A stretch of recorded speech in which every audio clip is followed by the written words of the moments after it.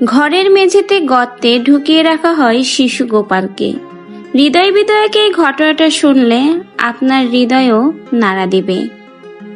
শিশুটির নাম গোপাল সাঁওতাল। বয়স 3.5 বছর। জন্ম থেকে সে শারীরিক প্রতিবন্ধী। সবার সহযোগিতা নিয়ে সমাজে অন্য শিশুদের মতো সেও সুস্থভাবে বেঁচে থাকতে চায়। মৌলভীবাজারের কুড়াউলা উপজেলার কর্মধা ইউনিয়নের সীমান্তবর্তী মুরছায়া চা বাগানের বাসিন্দা তার বাবা অনিল সাঁওতাল। তাদের একমাত্র ছেলেই সে। শিশুটি স্বাভাবিকভাবে দাঁড়াতে পারে না, এমনকি বসতেও পারে না। বসিয়ে রাখলে সে ভাঁজ হয়ে পড়ে থাকে।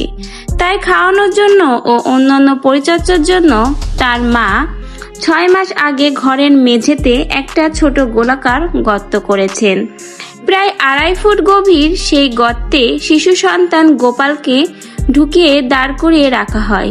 শিশুটির মাথা ও হাত দুটি যাতে বাইরে থাকে এমনভাবে গর্তটা করা হয়েছে। ক্ষুধার সময় প্রচণ্ড কান্নাকাটি করলে মা শিশুটিকে গর্তে ঢুকিয়ে খাওয়ান। দিনের বেশিরভাগ সময় কান্না করলে তাকে এই গর্তের ভেতরেই রেখে বিভিন্ন বিনোদন দেখিয়ে কান্না থামানোর চেষ্টা করেন মা। আর এ কাজে সহযোগিতা করেন গোপালের দাদি। মা ঘরের কাজ সামলানোর পাশাপাশি সারাক্ষণ ছেলেকে দেখে রাখেন। বাবা অনিল চা বাগানে 170 টাকা মজুরিতে কাজ করেন। অভাব অনাটনের সংসারে সন্তানের চিকিৎসা করানো তাদের পক্ষে প্রায় অসম্ভব। জীর্ণশীর্ণ একটি ঘরে তাদের কোনো মতে বসবাস। অভাব অনাটনের সংসারে জন্ম নিলেও গোপাল সাঁওতাল নিজের মা বাবার অনেক স্বপ্নের ফসল। স্বপ্ন থাকা সত্ত্বেও দরিদ্রতার কাছে সেই স্বপ্ন থমকে যাচ্ছে তাদের স্বপ্ন সবার সহযোগিতায় তাদের সন্তান যেন সুস্থ হয়ে স্বাভাবিকভাবে চলাফেরা করেন। শনিবার 14 জুন বিকেলে মুরছায়া চা বাগানে স্কুলটিলা এলাকায় ঘরের মেঝেতে এমন একটা হৃদয় বিদায়ক ঘটনা দেখেন দৃশ্য কালের কণ্ঠের এই প্রতিবেদক। তার চোখে যেন তখন জল চলে আসে।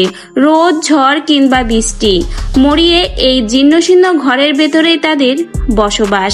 ঘরের বাহিরে একমাত্র সম্বল কয়েকটা গবাদি পশু রয়েছে। কখনো খেয়ে আবার কখনো না খেয়ে প্রতিবন্ধী শিশু গোপালকে নিয়ে জীবন সংগ্রাম চালিয়ে যাচ্ছেন তার পিতা অনিল সাঁওতাল। মা এবং দাদি থেকে জানা যায় জন্ম থেকেই তাদের সন্তান শারীরিক প্রতিবন্ধী, বৃদ্ধি বাগ বা মানসিক প্রতিবন্ধী। শিশুটির চিকিৎসার জন্য সম্প্রতি সিলেটের খাদিমনগরের একটি সামাজিক প্রতিবন্ধী পুনর্বাসন কেন্দ্রে নিয়ে যাওয়া হয়েছিল। সেখানকার চিকিৎসক বলেছেন শিশুটিকে নিয়মিত ফিজিওথেরাপি দিতে হবে।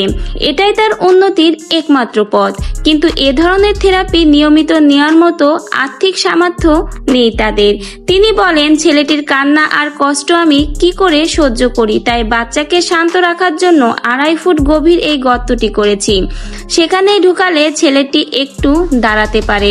আমাদের পরিবারের আর্থিক অবস্থা খুবই শোচনীয়। একমাত্র স্বামী বাগানের শ্রমিক, কোনো মতেই সংসার চলে। সামর্থ্য থাকলে যন্ত্রপাতি কিনে আনতাম শিশুর জন্য। শুনেছি এইরকম প্রতিবন্ধী বাচ্চাদের জন্য নাকি ডিজাইন করা অনেক যন্ত্রপাতি পাওয়া যায়। সরকার ও সমাজের বিত্তবানদের কাছে আকুল আবেদন জানাচ্ছি সবার সহযোগিতায় আমার শিশু ছেলেকে উন্নত চিকিৎসার ব্যবস্থা করাতে। যতদিন বেঁচে থাকবে ততদিন যেন সমাজের অন্য বাচ্চাদের মতো সুস্থভাবে বেঁচে থাকে।